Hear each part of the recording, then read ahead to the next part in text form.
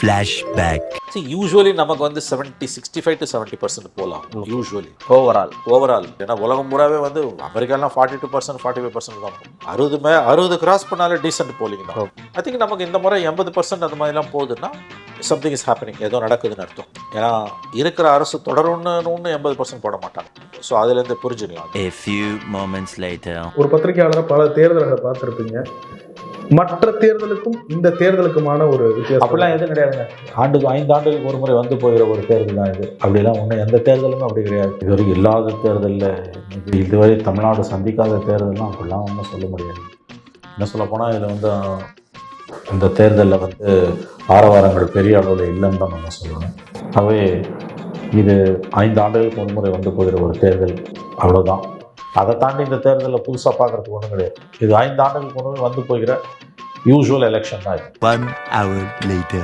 மணி, உங்களிடமிருந்தே தொடங்குறேன். இந்த வாக்குப்பதிவு உங்கள் அப்சர்வேஷன் என்ன? 75% கிராஸ் பண்ணுதுன்னு வச்சுக்கோங்க. ஜென்ரலி ஹெவி போலிங்கான ஒரு வரையறைன்னு அதை வச்சுக்கிட்டோம்னா அது வந்து bad news for the government. ஆட்சியாளர்களுக்கு அது ஒரு கெட்ட செய்தி. ஹெவி போலிங்ன்றது இந்த முறை இது வந்து கிட்டத்தட்ட இப்போ உங்கள் ஸ்க்ரீனில் தெரியறது வந்து 84.77. ஐ திங்க் 85% ஜென்ரலாக கிராஸ் ஆகும் நம்ம எதிர்பார்க்கலாம்.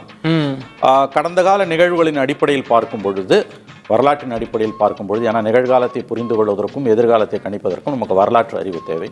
அப்படி பார்க்கும் பொழுது கன்வென்ஷனல் விஸ்டம் படி பார்த்தீங்கன்னா ஹெவி போலிங் 75% எந்த போலிங் தாண்டினாலுமே வந்து அது ஆட்சியாளர்களுக்கு ஒரு நல்ல செய்தி அல்ல. அப்படித்தான் நான் இதை புரிந்து கொள்கிறேன். அந்த ஆள் என்ன சொன்ன? ஐ திங்க் நமக்கு இந்த முறை 80% அந்த மாதிரிலாம் போகுதுன்னா சம்திங் இஸ் ஹேப்பனிங், ஏதோ நடக்குதுன்னு அர்த்தம். ஏன் என்ன சொன்ன? ஒரு பத்திரிகையாளர் பல தேர்தல்களை பார்த்துருப்பீங்க. மற்ற தேர்தலுக்கும் இந்த தேர்தலுக்குமான ஒரு வித்தியாசம் அப்படிலாம் எதுவும் கிடையாதுங்க. 5 ஆண்டுகளுக்கு ஒரு முறை வந்து போகிற ஒரு தேர்தல் தான் இது. அப்படிலாம் ஒன்றும் எந்த தேர்தலுமே அப்படி கிடையாது. அந்த ஆள் என்ன சொன்ன? வரலாற்றின் அடிப்படையில் பார்க்கும் பொழுது, ஏன்னா நிகழ்காலத்தை புரிந்து கொள்வதற்கும் எதிர்காலத்தை கணிப்பதற்கும் நமக்கு வரலாற்று அறிவு தேவை. 75% எந்த போலிங் தாண்டினாலுமே வந்து அது ஆட்சியாளர்களுக்கு ஒரு நல்ல செய்தி அல்ல. அப்படித்தான் நான் இதை புரிந்து கொள்கிறேன். இதுல எதுல உண்மை? ரெண்டும் உண்மைதானே. ஒரு ஹெவி போலிங்க நீங்க ஒரு ஆட்சிக்கு எதிரான ஒரு ஆவேசம் அப்படின்னு புரிஞ்சுக்கிறீங்க. ஆவேசம்ன்றது கூட பெரிய வார்த்தையா இருக்கலாம். ஒரு உணர்வு, ஒரு கோபம் இருக்கிறது, ஒரு அண்டர் கரண்ட் இருக்குது, ஒரு கோப அலை. கண்டிப்பா ஒரு அண்டர் கரண்ட் வந்து கண்டிப்பா இருக்குது. அது இல்லைன்னு இவ்வளவு நாள் வந்து மன்னிக்கணும் மெயின் ஸ்ட்ரீம் மீடியா நரேட்டிவ் அதை கட்டமைச்சாங்க. அது இல்லைன்றது இன்னைக்கு நிரூபணமாயிருக்கு. ஹெவி போலிங் வந்து நான் அப்படி தான் பார்க்குறேன். There is an undercurrent, severe undercurrent. Especially women votes வந்து மிகப்பெரிய அளவில் வந்து நான் என்னுடைய அனுபவத்தில் இப்படி பார்த்ததில்லை. பெண்கள் வாக்குகள் கணிசமான அளவுக்கு விஜய்க்கு போயிருக்கு. இதுவரைக்கும் இல்லாத தேர்தலில் இதுவரை தமிழ்நாடு சந்திக்காத தேர்தல்லாம் அப்படிலாம் ஒன்றும் சொல்ல முடியாது. என்ன சொல்ல போனால் இதில் வந்து இந்த தேர்தலில் வந்து ஆரவாரங்கள் பெரிய அளவில் இல்லைன்னு தான் நம்ம சொல்லணும். தம்பி, ஒரு மனுஷன் போய் பேசலாம், ஆனா ஏக்கர் கணக்கில் எல்லாம் பேசக்கூடாது. அது எப்படா நெஞ்சில கொஞ்சம் கூட ஈரம் இல்லாம இவ்வளவு பெரிய பொய் சொல்ற? ஸோ அந்த இடத்துல நாம் கணிப்பது வந்து ஒன்று நாம் ஆட்சி மாற்றத்தை நோக்கி நகர்கிறோம், அல்லது ஒரு தொங்கு சட்டமன்றத்தை நோக்கி நகர்கிறோம். அப்படித்தான் நான் இந்த ஹெவி போலிங்கை புரிஞ்சுக்கிறேன். ஆகவே இது 5 ஆண்டுகளுக்கு ஒரு முறை வந்து போகிற ஒரு தேர்தல், அவ்வளோதான். இந்த கவர்மெண்ட் வந்து இப்போ இருக்க இந்த காம்போசிஷனில் வந்து ஆட்சியை தக்க வைத்துக் கொள்வது கடினம் என்றுதான் எனக்கு தோன்றுகிறது. அதை தாண்டி இந்த தேர்தலில் புதுசாக பார்க்குறதுக்கு ஒன்றும் கிடையாது. இது 5 ஆண்டுகளுக்கு ஒரு முறை வந்து போகிற யூஸ்வல் எலெக்ஷன் தான் இது. இது ஹெவி போலிங்னே நினைக்கிறீங்களா? பர்சன்டேஜ் வைஸ் நீங்கள் நமக்கு பிடிச்சதுன்னா நம்பர்ஸ் எடுத்துக்கிறதும், நமக்கு பிடிக்கலன்னா வந்து சதவீதத்துக்குள்ளே போகிறதும் வந்து இப்போ 73%லேருந்து 82% என்பது நீங்கள் எப்படி அதை புரிஞ்சுப்பீங்க? இதுவரைக்கும் இல்லாத தேர்தலில் இதுவரை தமிழ்நாடு சந்திக்காத தேர்தல்லாம் அப்படிலாம் ஒன்றும் சொல்ல முடியாது. 12% டிஃபரன்ஸ். எஸ்ஐஆர்னு ஒன்று நடந்திருக்கு. கரெக்ட். எஸ்ஐஆரையும் மீறி இவ்வளோ பெரிய பர்சன்டேஜ் போலிங் எப்படி வருது உங்களுக்கு? என்ன சொல்ல போனால் இதில் வந்து இந்த தேர்தலில் வந்து ஆரவாரங்கள் பெரிய அளவில் இல்லைன்னு தான் நம்ம சொல்லணும். இதுல எதுல உண்மை? ரெண்டும் உண்மைதானே. என்னடா சொல்ற? அவர்கிட்ட வாங்கின காசுக்கு ஏணி சின்னத்துல ஒரு குத்து, உங்ககிட்ட வாங்கின காசுக்கு தென்னை மரம் சின்னத்துல ஒரு குத்து. ஆக மொத்தம் 2 குத்துனே. அப்சல்யூட் நம்பர்ஸ்னு ஒன்று இருக்கு. அப்சல்யூட் நம்பர்ஸ்ல வாக்களித்ததை விட 20 லட்சம் கூடுதலாக பெரிய நம்பர் விஜயன். ஒவ்வொரு எலெக்ஷன்ல இன்க்ரீஸ் ஆயிட்டே தானே. நீங்க சொல்லக்கூடிய அந்த நம்பர்ஸ்ன்றது வந்து பெரிய நம்பர்ன்ற நான் எல்லா கட்சிக்காரும் காசு வாங்குறது, எல்லா கட்சியும் போறது. பகை இல்லாம போறீங்க. ஒரு யோக்கிய நார பையில வளைச்சு குத்திருக்கானையா. பையன் சார் இந்த பால்சாமி. திமுகவுக்கு பெரிய பாதகம் தான். திமுகவுக்கு எங்கே வந்து பிரச்சனை வரும் அப்படின்னா, வடக்க இருக்கக்கூடிய பெரும்பாலான தொகுதிகளில் நீங்கள் அப்போ சேலத்துக்கு மேலே இந்த பக்கம் கடலூர் விழுப்புரம் வரைக்கும் இந்த பக்கம் வந்து திருவள்ளூர், காஞ்சிபுரம், சென்னை, இது எல்லாமே வந்து திமுகவுக்கு இந்த முறை சறுக்கலை தான் கொடுக்க போகுது. தம்பி என்னண்ணே ஏன் கத்துது? பிஸ்கட் தீந்து போச்சுண்ணே. ஏன்னா தருமபுரி போன்ற பகுதிகளில் எல்லாம், தருமபுரி, கிருஷ்ணகிரி பகுதிகளில் இப்போ இந்த லாஸ்ட் ஒரு 3-4 நாளில் திமுக வந்து அங்கே நிறைய சர்வேஸ் எடுத்து அங்கே ஒர்க் பண்ணியிருக்காங்க அப்படின்னு சொல்கிறாங்க. பட் அங்கே வன்னியர் வாக்குகள் எல்லாத்தையும் அன்புமணி கன்சாலிடேட் பண்ணிட்டாப்ல. அந்த கன்சாலிடேஷன் வந்து ஏடிஎம்கேக்கு பெரிய அளவில் உதவுது. இன்னொன்று வந்து இப்போ நீங்கள் தருமபுரியில் கூட நீங்கள் வந்து பார்த்தீங்கன்னா சௌமியா அன்புமணிக்கு வாய்ப்புகள் அதிகம் இருக்குது. என்னங்க அது எப்படி ஆயிப்போச்சு? படுவாவிங்க எல்லாருமா சேர்ந்து உங்களை இந்த நிலைமை கொண்டு வந்து விட்டாங்க.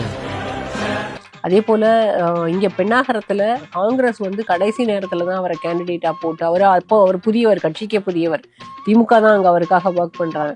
ஸோ அவருக்கு அங்கே வந்து ரொம்ப டஃப்பாக தான் இருக்குது பெண்ணாகரத்தில்.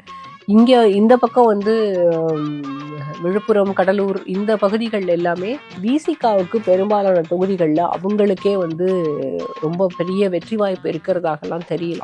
அவங்க போட்டியிடுற 8 தொகுதிகள்லையும் மற்ற தொகுதிகள் எல்லாம் அவங்க நினைச்சது போல கிடையாது. கட்டாயம் பெரியகுளம் வரப்போறது இல்லை. அதே போல பண்ருட்டியும் வாய்ப்பே கிடையாது. அது வந்து தொகுதி பேரை சொல்லும் போதே நமக்கு தெரியும் வாய்ப்பு இல்லை அப்படின்னு. மாப்ள யூ டிராப் திஸ்டா மாட்டிக்க. நல்லா இருக்கும், உனக்கு சூட்டா இருக்கும். இப்போ ஒருவேளை விஜய் இடங்களா மாற்றக்கூடிய இடம் வருதுன்னா ஷபீர், அது எப்படி வாய்ப்புகள் இருக்குன்னு நினைக்கிறீங்க? வாக்கு சதவீதம் இப்போ கூடுதலாக வரும், எதிர்பார்க்கப்பட்டதை விட கூடுதலாக வரும்னு நிறைய பேர் இப்போ சொல்றாங்க. அதுல வேரியேஷன் இருக்கலாம், ஒருத்தர் 15% சொல்லலாம், ஒருத்தர் 20 சொல்லலாம். இருக்கு இடங்களாக மாறுவது அப்படிங்கிறதுக்கான வாய்ப்புகள் என்ன இருக்குன்னு பார்க்குறீங்க? அப்படி வந்தா அது எங்க என்ன மாதிரியான ஈக்குவேஷன்ஸை பாதிக்கும்னு நினைக்கிறீங்க? அவருக்கு 25% அவர் கிராஸ் பண்ணுறாருன்னா அது சீட்ஸாக கன்வெர்ட் ஆகிறதுக்கான வாய்ப்புகள் அதிகமாக இருக்கிறது. அதுதான் யூஸ்வலாக அந்த எண்ணிக்கையில் இருக்க வேண்டும். அதுக்கான கன்சாலிடேஷனாக அவருக்கு ஓட்ஸ் எங்கே வந்து கன்சாலிடேட்டாக ஒரே இடத்துல ஒரு தொகுதியில் விழுந்திருக்கு அப்படின்றத வந்து இன்னும் கொஞ்சம் நம்ம அதை ஸ்டடி பண்ணால் தான் அதை உறுதியாக சொல்ல முடியும்.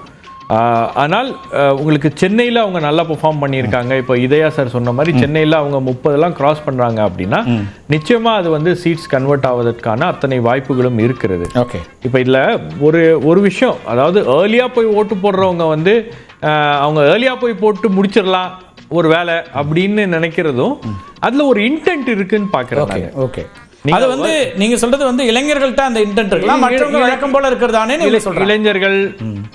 இளைஞர்களோட வந்த பெரியவர்கள் எல்லாமே ஏதோ ஒரு இன்டென்ட்டோட தான் வந்து அந்த வாக்கு மையங்களுக்கு வந்திருக்காங்க அப்படின்றது வந்து நம்மளால அதை பார்த்தாலே புரிஞ்சிக்க முடியுது. பேசும்போது அது தெரியுது. அவங்க ஒரு இது இருக்கு, அவங்களுக்கு ஒரு உந்துதல் இருக்கு, நாம போய் முதல்ல போய் ஓட்டு போட்டுறணும் அப்படின்னு. இது ஒரு காரணமா இருக்கா? தேர்தல் ஆணையம் சில கடினமான சில இதெல்லாம் எடுத்தாங்க. பொழுதுபோக்கு இடங்கள்லாம் மூடணும், கடைகளை மூடணும், எதுவுமே இல்லை அப்படின்னாங்க.